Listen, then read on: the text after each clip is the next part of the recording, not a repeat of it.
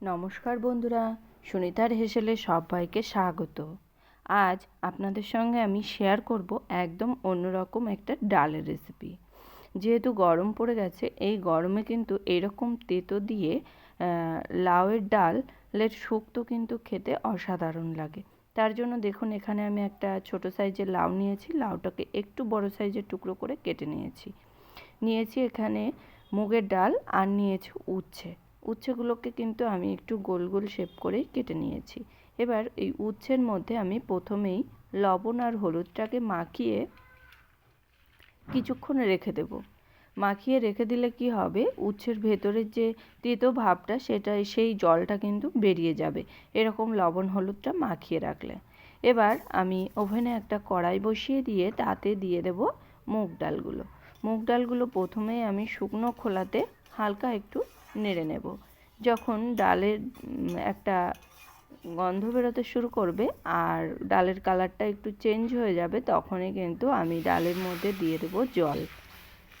এই জল দিয়ে আমি ডালটাকে কিন্তু প্রথমে দুবার মতো ধুয়ে নেব। খুব বেশি ধোবো না, খুব বেশি ধুলে মুগ ডালের যে একটা সুগন্ধ সেটা কিন্তু বেরিয়ে যাবে। আমি দুবার মতো ধুয়ে নিয়েছি জল পাল্টে পাল্টে। এবার এর মধ্যে দিয়ে দেব সেদ্ধ করার জন্য পরিমাণ মতো জল। খুব বেশি জল কিন্তু এখানে একবারে ব্যবহার করব না, আমি এখানে 1 বাটির মতো জল ব্যবহার করেছি। এবার এর মধ্যে দিয়ে দেব টুকরো করে রাখা লাউয়ের টুকরোগুলো। খুব ভালো করে একটু মিশিয়ে নিয়ে এই লাউ আর ডাল কিন্তু আমি সিদ্ধ করে নেব। লাউ আর ডাল সিদ্ধ হোক, তার মধ্যে আমি একটা মশলা তৈরি করে নেব। তার জন্য দেখুন, এখানে নিয়েছি আদা আর নিয়েছি রাঁধুনি। খুব ভালো করে এগুলো আমি শিলনোড়াতে একটু বেটে নেব। এদিকে দেখুন, ডাল আর লাউ কিন্তু খুব ভালো করে সিদ্ধ হয়ে গেছে। এর থেকে আর বেশি সিদ্ধ করব না, কেননা পরে আমাদের আরও ডালটা আর একটু রান্না হবে। তার জন্য এখন আর বেশি সেদ্ধ করব না। এখানে দিয়ে দেব স্বাদ অনুযায়ী লবণ, আর দিয়ে দেব পরিমাণ মতো হলুদ গুঁড়ো, দিয়ে দেব স্বাদ অনুযায়ী একটু মিষ্টি। যেহেতু নিরামিষ রান্না, সেই কারণে এখানে সামান্য একটু মিষ্টির ব্যবহার করেছি। খুব ভালো করে সমস্ত কিছু কিন্তু মিশিয়ে নেব। মিশিয়ে নিয়ে এই ডালটাকে কিন্তু আমি একটা পাত্রে নামিয়ে নেব। এবার আমি ডালে সম্বার দেব। তার জন্য আমি সেই একই কড়াইটাই কিন্তু ধুয়ে বসিয়ে দিয়েছি। কড়াইতে দিয়ে দিয়েছি পরিমাণ মতো সর্ষের তেল। এবার এই তেলের মধ্যে প্রথমেই আমি উচ্ছেগুলোকে কিন্তু একটু লালচে কালার করে ভেজে নেব। তার জন্য দেখুন, এখানে আমি উচ্ছেগুলোকে দিয়ে দিয়েছি। এবার উচ্ছেগুলো এইভাবে আমি নাড়তে নাড়তে কিন্তু হালকা লালচে কালার করে ভেজে নেব। খুব বেশি কড়া কিন্তু করব না, আবার খুব বেশি নরমও কিন্তু রাখবো না। দেখুন, এখানে উচ্ছে কিন্তু আমাদের মোটামুটি ভাজা হয়ে গেছে। এবার এই উচ্ছেগুলোকে কিন্তু আমি তুলে নেব।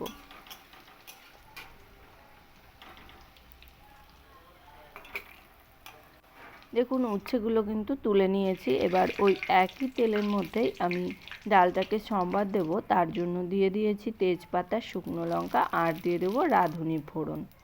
এখানে আমি 1/2 চামচের একটু কম রাঁধুনি ফোড়ন দিয়েছি। সমস্ত কিছু দিয়ে দিয়েছি। মশলাটা একটু ভাজা হয়ে এলে বেটে রাখা রাঁধুনি আর আদা দিয়ে দেব। খুব ভালো করে আদা আর রাঁধুনিটাকে একটু মিশিয়ে নিয়েছি। এখানে আমি একটা গোল ডাবু হাতার সাহায্যে আমি এই মশলাটাকে কিন্তু খুব ভালো করে একটু নেড়ে নেব। তাহলে কি হবে, ডালের মধ্যে সুন্দর একটা সুগন্ধ বেরোবে।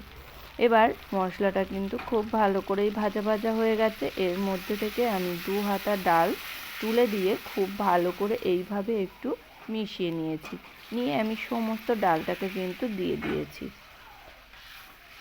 এবার আমি ডালটাকে খুব ভালো করে মশলার সঙ্গে মিশিয়ে নিয়ে এই ডালের মধ্যে দিয়ে দেবো ভেজে রাখা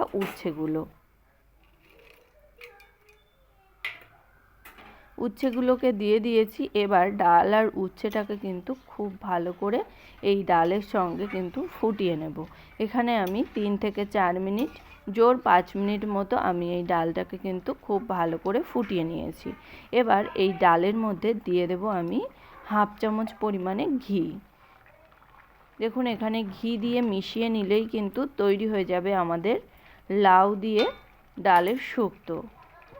এটা কিন্তু মানে গরমের দিনে গরম গরম ভাতের সঙ্গে খেতে কিন্তু অসাধারণ লাগে।